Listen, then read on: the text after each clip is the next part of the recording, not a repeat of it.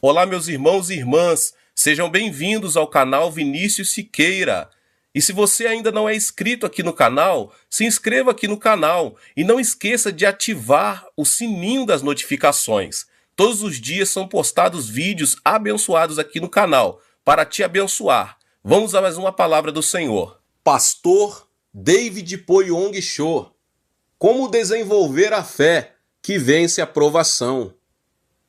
Quando eu era estudante, o mais difícil eram os exames. Tenho certeza de que o sonho de muitos estudantes é sair do curso o mais depressa possível, para não precisar mais prestar exames.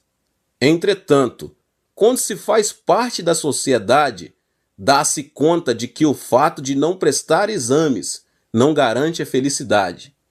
Nesta sociedade tão competitiva, todos vivem sob o forte estresse e, com isso, constantemente prestam exames, e ainda que estes não sejam feitos em uma folha de papel. Os exames podem causar estresse muito grande. No entanto, devemos reconhecer que é por meio de um exame que nossa capacidade cresce, assim como o nosso intelecto se desenvolve, e é dessa forma que passamos a fazer parte da sociedade. Da mesma forma, os crentes em Cristo podem também experimentar o amor de Deus depois de passar pela prova da fé. Deus quer nos abençoar, mas Ele não o faz sem que tenhamos atravessado o túnel da fé. A palavra de Deus diz: sem fé é impossível agradar a Deus, pois quem dele se aproxima precisa crer que ele existe e que recompensa aqueles que o buscam. A fé que se encontra nos santos está destinada a atravessar uma prova. Assim como, para se solidificar, um vaso de barro é exposto ao fogo do forno, a fé, desenvolvida pelo cristão, torna-se mais forte por meio da prova. Então, que tipo de fé devemos ter para passar uma prova com sucesso e glorificar a Deus? Primeiramente, a prova da fé. Para poder superar a prova, é necessário entender o conceito da fé. Em Hebreus 11:1 diz: a fé é a certeza daquilo que esperamos e a prova das coisas que não vemos. No grego, a palavra certeza é uipostasis, que é a união do prefixo uipo, que significa por baixo, e o sufixo steme, que quer dizer apoiar. Em síntese, essa palavra significa base ou fundamento. Fazemos constante uso de bases em nossa vida, desde a base de uma planta até a base de uma peça de decoração. Se a base não for firme, falhará em sustentar o objeto, e este acabará caindo, perdendo-se por completo. Portanto, quem fabrica a base tem de provar se ela é forte, sólida e estável, e depois colocar em cima dela algo que se ajuste a esse fundamento. O mesmo ocorre com a fé desenvolvida pelo cristão. Deus prova se a base do cristão é sólida ou não.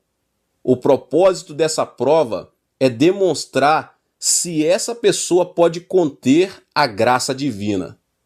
Obviamente, o verbo conter implica a ideia de poder utilizar a bênção de Deus sob a vontade divina. Tanto nas Escrituras como ao nosso redor, descobrimos pessoas que não podem conter a prosperidade divina. Vemos gente que alcançou a prosperidade financeira, entretanto, não se mostrou grata a Deus por isso e terminou numa condição pior que a anterior. Em outras palavras, nossa fé não é uma fé intacta, mas encontra-se em constante mudança. Ainda que tenhamos feito uma decisão de fé, isso não quer dizer que não pequemos mais diante de Deus, porque não sabemos quando nosso coração será transformado. Por esse motivo, antes de nos usar, Deus sempre prova a nossa fé. Deus prova a base da fé, E se somos aprovados com êxito nos exames, ele age segundo a medida dessa fé.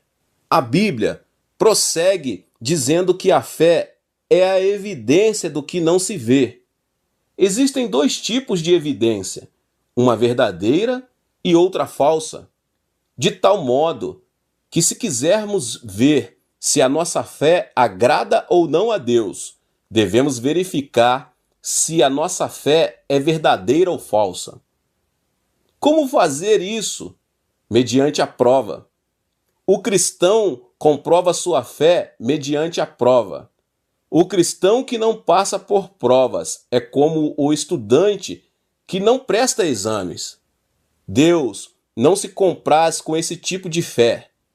Deus prova constantemente a fé de seus filhos para que possa ter uma fé madura. Portanto, se alguém atravessa uma prova, deve ficar contente, porque o favor e o plano de Deus estão ocultos nas entrelinhas dessa prova. De modo geral, quem se queixa e murmura pergunta: por que tenho de passar por esta adversidade? Esta é uma pessoa de fé imatura. Este tipo de pessoa não pode contar com o favor de Deus.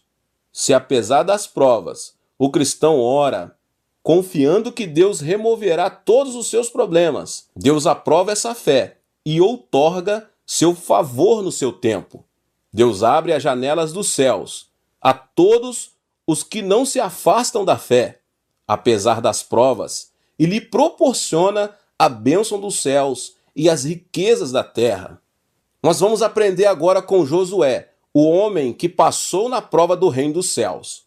Josué, chamado para ser o sucessor de Moisés, passou na prova do reino dos céus.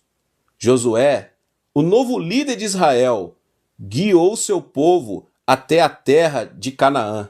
A primeira prova constituiu em atravessar o rio Jordão. E Deus lhe disse que os sacerdotes deveriam atravessar primeiro, levando a arca. O nível do Jordão havia subido acima das margens, porque era tempo da colheita. Seguindo a ordem de Josué, todo o Israel aproximou-se da margem. Possivelmente, os sacerdotes e o povo de Israel espantaram-se ao ver a inundação do rio. Achavam-se entre a vida e a morte. Havia a possibilidade de serem sepultados no rio Jordão. Não obstante, Josué tomou uma decisão de fé junto ao seu povo. Os sacerdotes que carregavam a arca entraram primeiro. E aconteceu que, quando os sacerdotes pisaram no rio, as águas que vinham de cima se detiveram. As Escrituras dizem: assim como o corpo sem espírito está morto, também a fé sem obras está morta. Se alguém diz ter fé, então deve agir pela fé. O fato de ter fé, mas não agir, é como o aluno que recebe as perguntas do exame e não escreve as respostas. Se você tem fé, deve agir pela fé, a fim de poder receber a resposta da parte de Deus. Depois de haver atravessado miraculosamente o rio Jordão, o povo de Israel chegou à cidade de Jericó. Então Deus falou com Josué: saiba que entreguei nas suas mãos Jericó, seu rei e seus homens de guerra. Marche uma vez ao redor da cidade, com todos os homens armados. Faça isso durante 6 dias. 7 sacerdotes levarão cada um uma trombeta de chifre de carneiro à frente da arca. No 7º dia, marchem todos 7 vezes ao redor da cidade, e os sacerdotes toquem as trombetas. Quando as trombetas soarem um longo toque, todo o povo dará um forte grito. O muro da cidade cairá, e o povo atacará cada um do lugar onde estiver. Josué e o povo de Israel obedeceram a Deus. Em uma demonstração de fé, deram voltas ao redor da muralha, confiando na palavra de Deus. Depois de 6 dias, nem sequer uma pedra havia sido removida de seu lugar. Não havia evidência nenhuma de que a cidade cairia em ruínas. Entretanto, quando os sacerdotes fizeram soar as trombetas e todo o povo deu um forte grito, as muralhas de Jericó foram derrubadas. Esse é um bom exemplo de como Deus responde em uma prova mediante a fé. Porque Deus não fez que Israel desse uma volta só, num só dia, e Jericó fosse derrubada, sem ser necessário que fossem dadas 13 voltas num prazo de 7 dias consecutivos. A resposta é simples, meus irmãos e irmãs. Aquela era uma prova. Sem fé, Josué e todo o Israel teriam se dado por vencidos ao verem que nada acontecia. No entanto, eles alcançaram a resposta de Deus, porque avançaram pela fé. Ainda que seus olhos não vissem coisa nenhuma, seus ouvidos nada ouvissem e suas mãos não tocassem em nenhuma evidência concreta. Só quem crê e avança até o final, apesar de não ver uma evidência imediata, conseguirá ver Jericó cair. Uma outra história é a história de Pedro. Pedro, o homem que foi reprovado na prova do reino dos céus.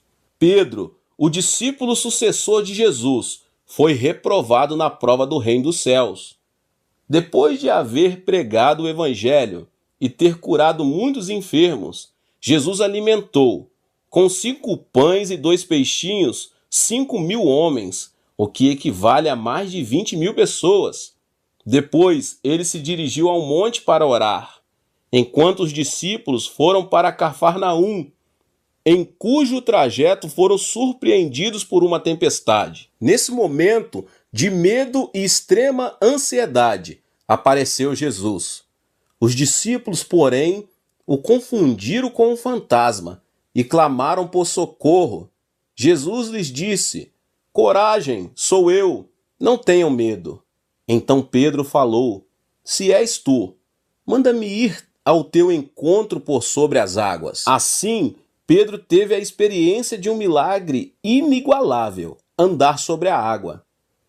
No entanto, em pouco tempo, Pedro afundou e Jesus, tomando-o pela mão, o levou até o barco. Esse relato nos deixa um grande ensino. Embora Pedro tenha conseguido andar sobre a água, não conseguiu continuar andando até o fim e fracassou. Há uma razão para Pedro ter fracassado na fé. Ele observou as altas ondas e o forte vento e pensou que ia afundar. No mesmo instante, o coração de Pedro foi invadido pelo pavor, não pela fé. Por esse motivo, Pedro começou a afundar.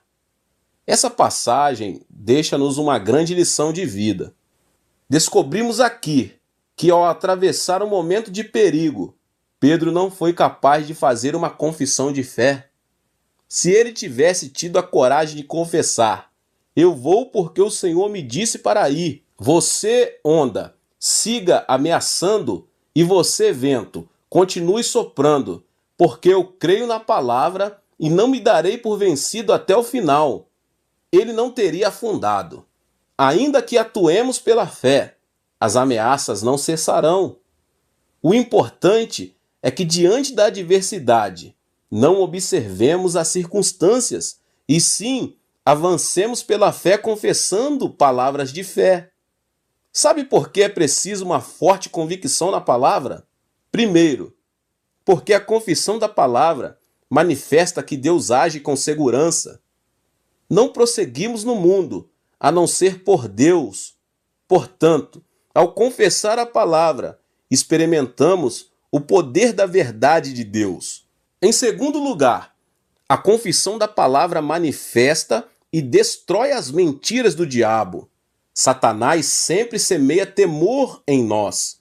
Entretanto, mediante uma forte confissão da palavra, o diabo revela-se e, ainda que tenha vindo por um caminho, fugirá por 7. Em terceiro lugar, a confissão da palavra fortalece a fé. Assim como o pequeno leme controla o barco, a língua define o destino de nossa vida. por meio da forte confissão da palavra.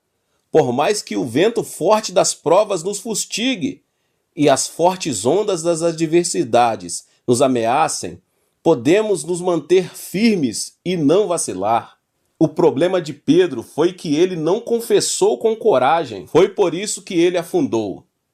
Quando passar por uma circunstância em que as fortes ondas e o forte vento ameaçam sua vida, confesse pela fé e com ousadia: eu confio somente na palavra, sou um cristão que tem saúde e prospera em tudo que faz. Assim como minha alma prospera, não me deixarei afundar na água da adversidade, pois Deus está comigo. Somente dessa maneira podemos viver felizes. Agora, existe uma prova que vem quando nos afastamos de Deus.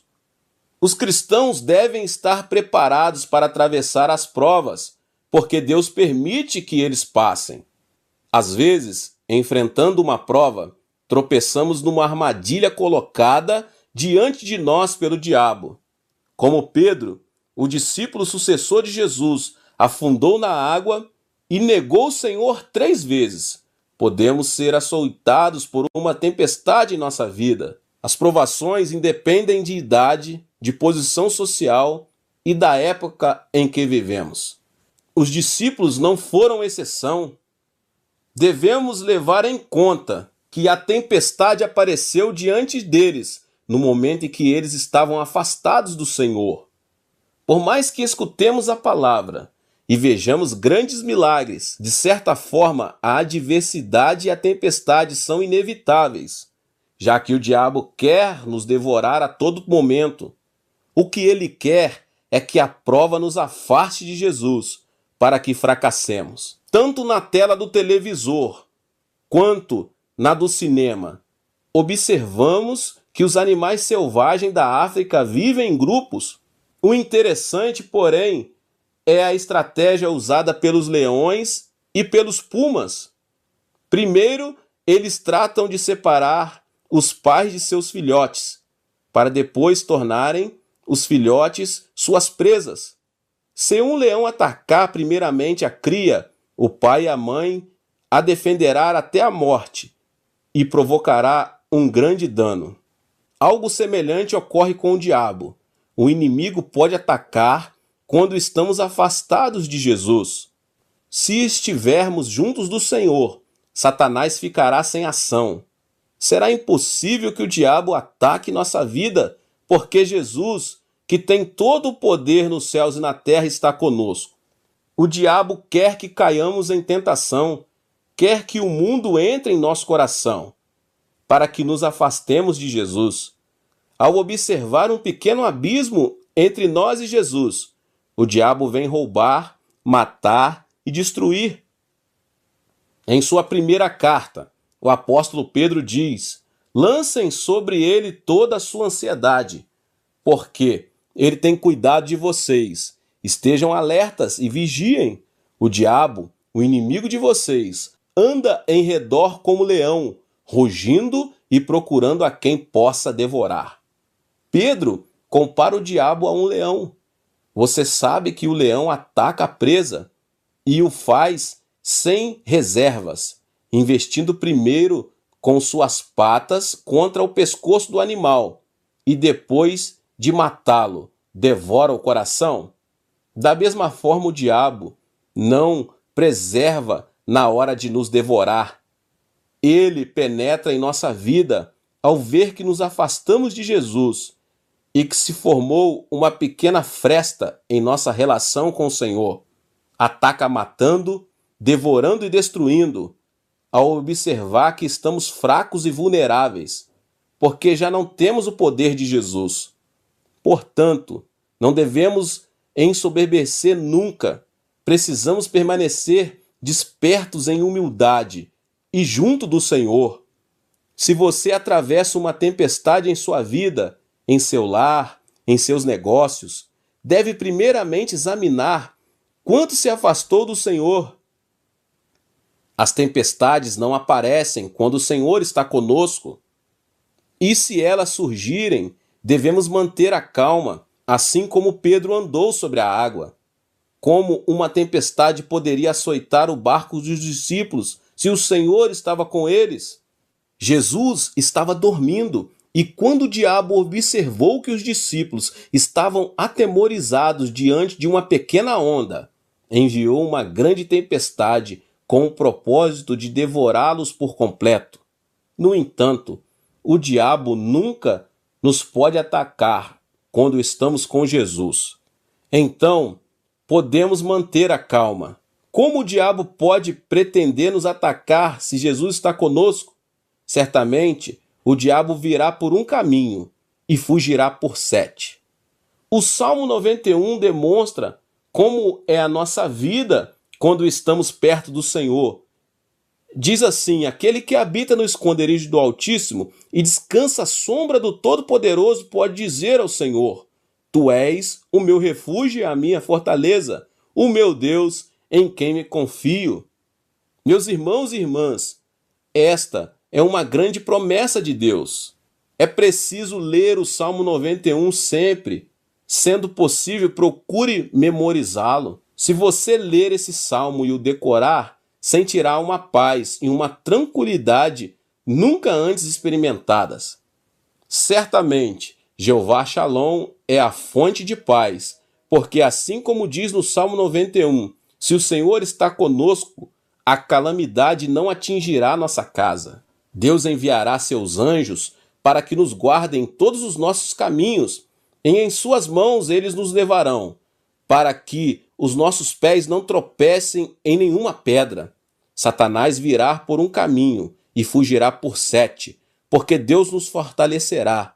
Sobre o leão e a áspide pisaremos. Se não nos afastamos do Senhor, alcançaremos vida em abundância, porque Jesus está conosco.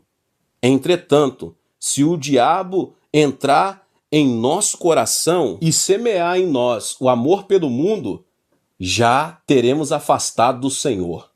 Como podemos saber se estamos ou não afastados do Senhor? Alguém que esteja afastado de Deus caracteriza por sua falta de interesse pelas coisas espirituais, ou seja, deixa de se interessar por Jesus e concentra-se no mundo.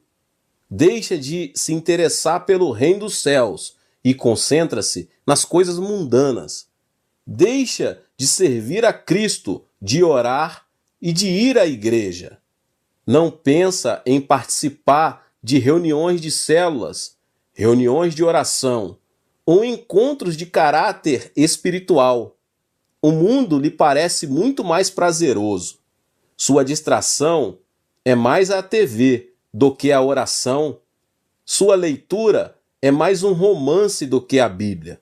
Os encontros com os amigos do mundo lhe são mais interessantes do que a participação de uma reunião de oração e a comunhão com os irmãos. Em poucas palavras, seu interesse muda completamente. E eu pergunto, qual é o resultado de tudo isso?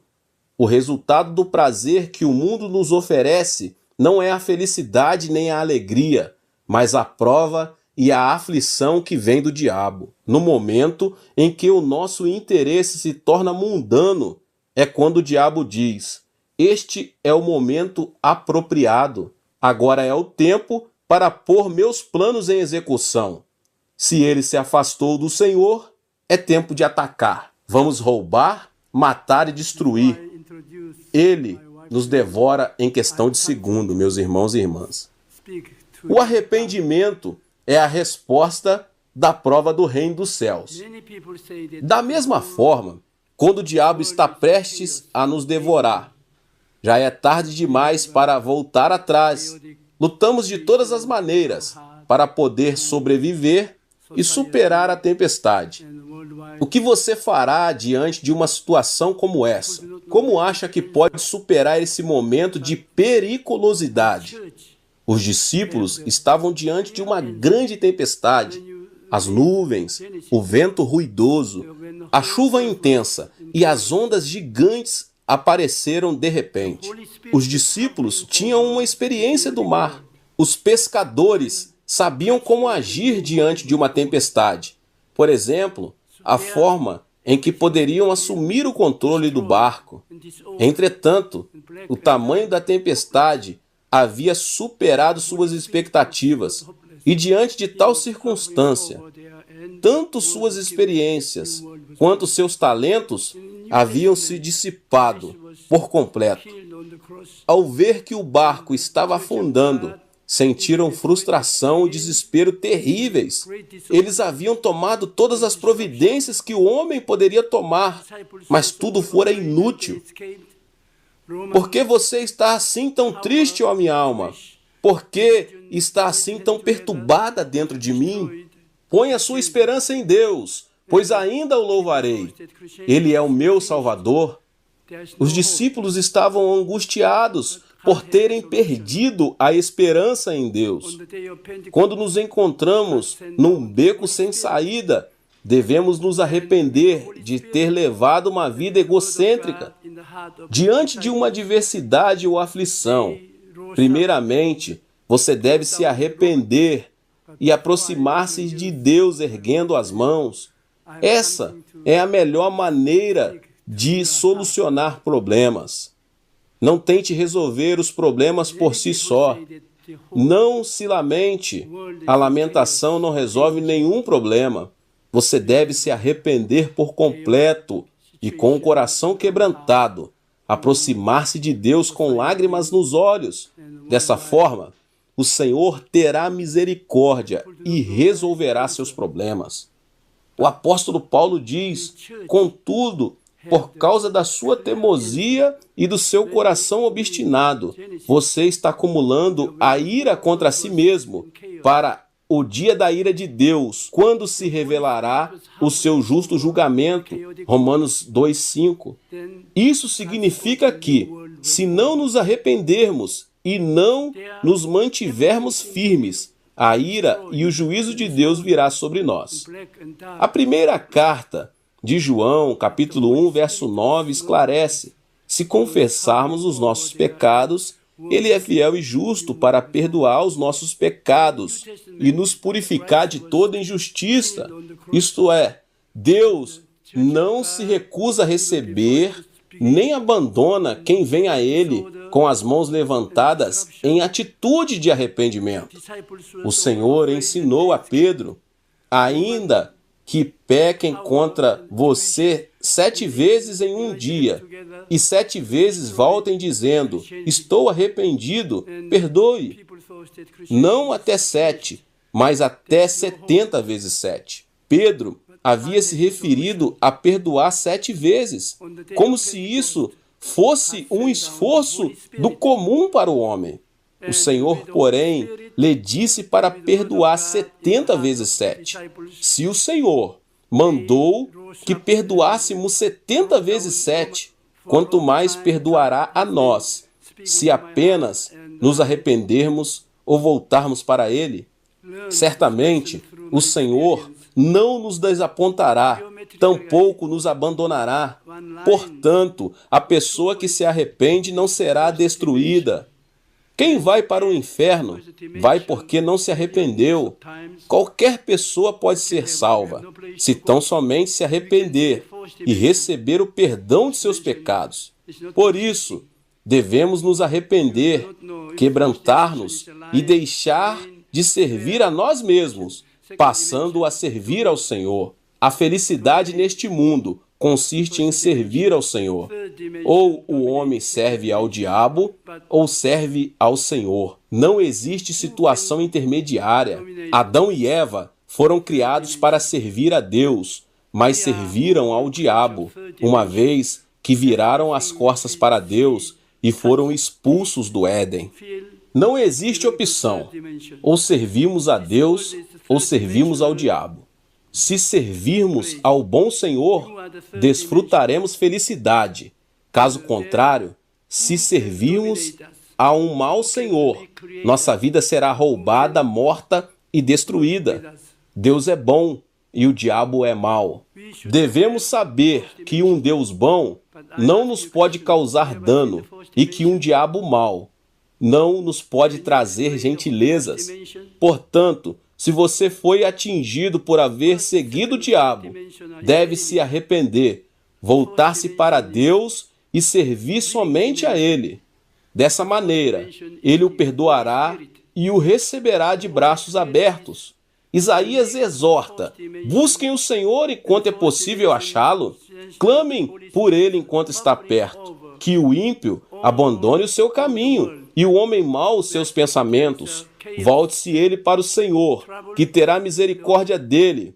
Volte-se para o nosso Deus, pois ele dá de bom grado o seu perdão. Isaías 55. Nosso Deus é um Deus que tem compaixão de nós e não nos repreende, se tão somente nos voltarmos para ele arrependidos. Quando o filho pródigo voltou para o pai com o coração arrependido, seu irmão não o quis aceitar. Disse que não aceitaria um irmão que gastara tudo com prostitutas. Entretanto, o pai o aceitou. E mais, alegrou-se e disse que seu filho mais novo estava morto, mas voltara a viver. Estava perdido, mas havia sido achado. Da mesma forma, Deus, o Pai, aceitará você com alegria. As pessoas o podem criticar e julgar, mas Deus não se recusa a aceitar ninguém que dele se aproxima com o coração arrependido. Ele o renovará por completo.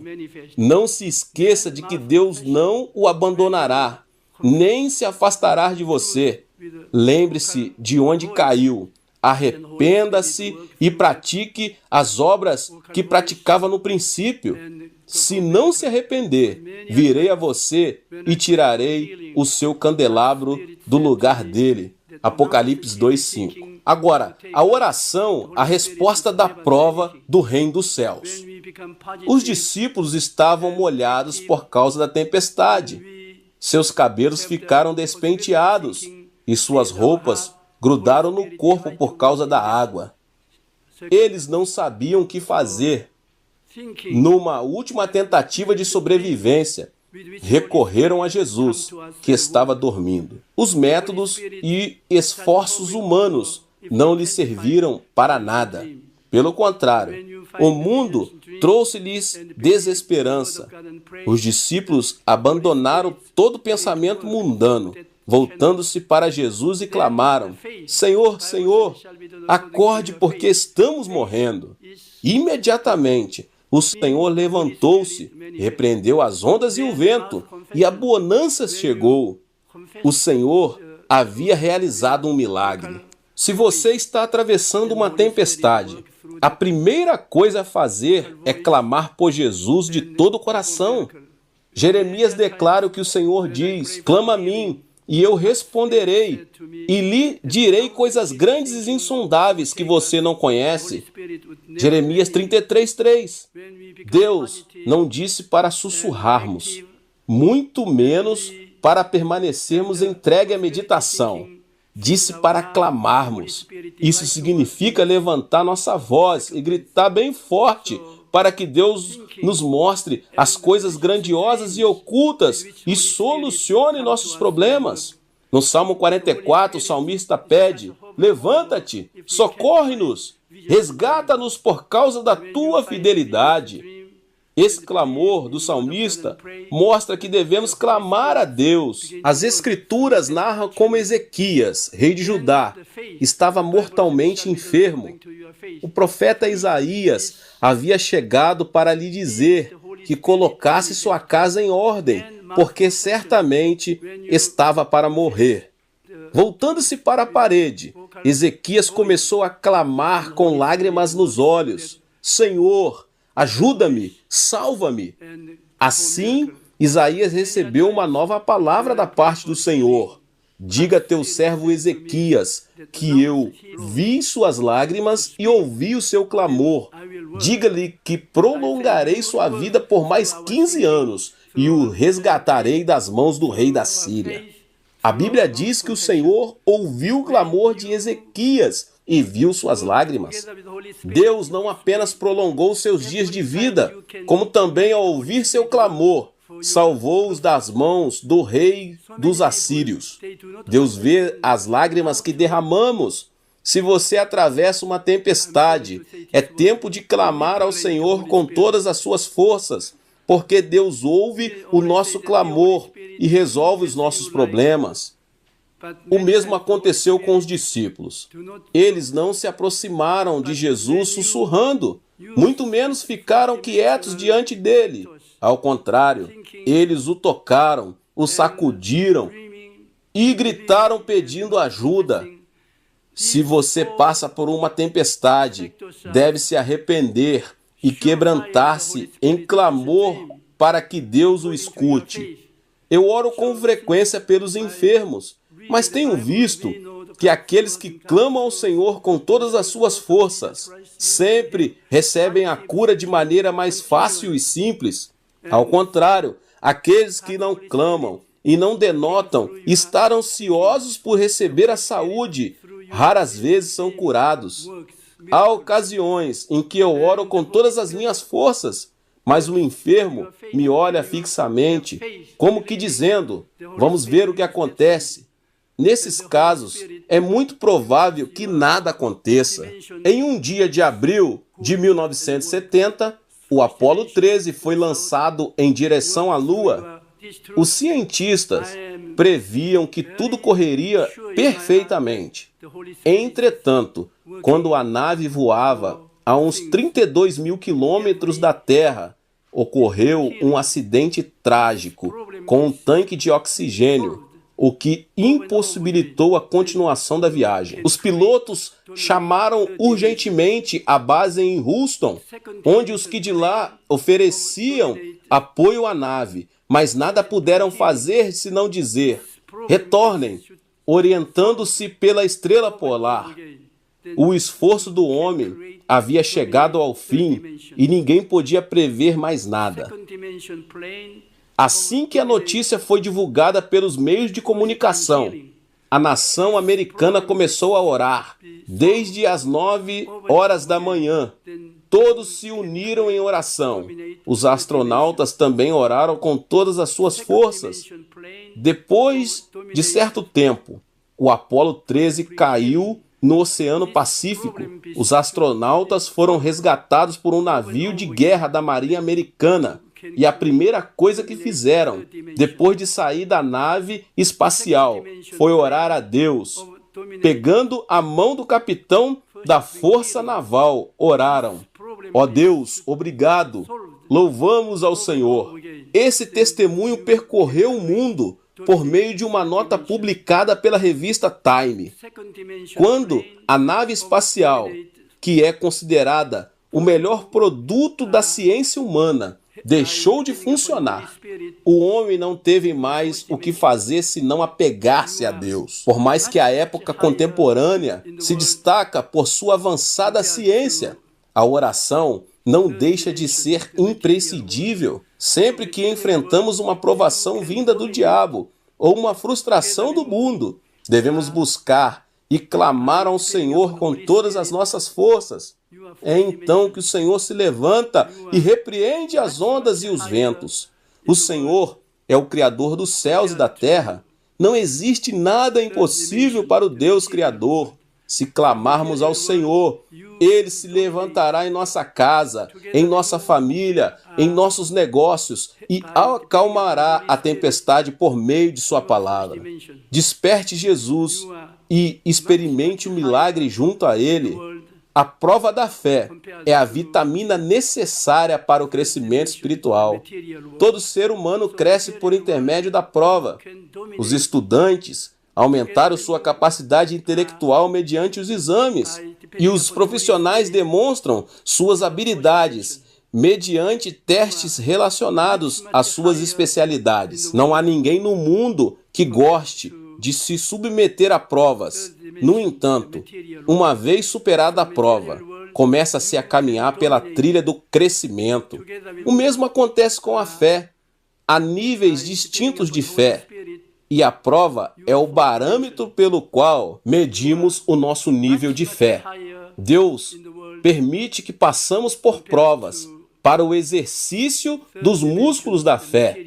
O fato de não ter provas na vida não é motivo de contentamento. Ao contrário, se passarmos por uma prova tão difícil que nos faça clamar: por que permites que isso me aconteça? Não nos devemos queixar ou murmurar, e sim nos alegrar, pensando no fato de que Deus está medindo a nossa fé por meio daquela prova. Resumindo, meus irmãos e irmãs, a prova da fé é a vitamina necessária para o crescimento espiritual. Deus abençoe a vida de cada um que ouviu essa palavra. Não se esqueça de se inscrever aqui no canal, ativar o sininho das notificações para você não perder nenhuma palavra que são postadas aqui todos os dias. Deixe também o seu like e não esqueça de compartilhar este vídeo, esta palavra, com as pessoas que você mais ama. Compartilhe também nas suas redes sociais. Deus abençoe. Nos vemos nos próximos vídeos.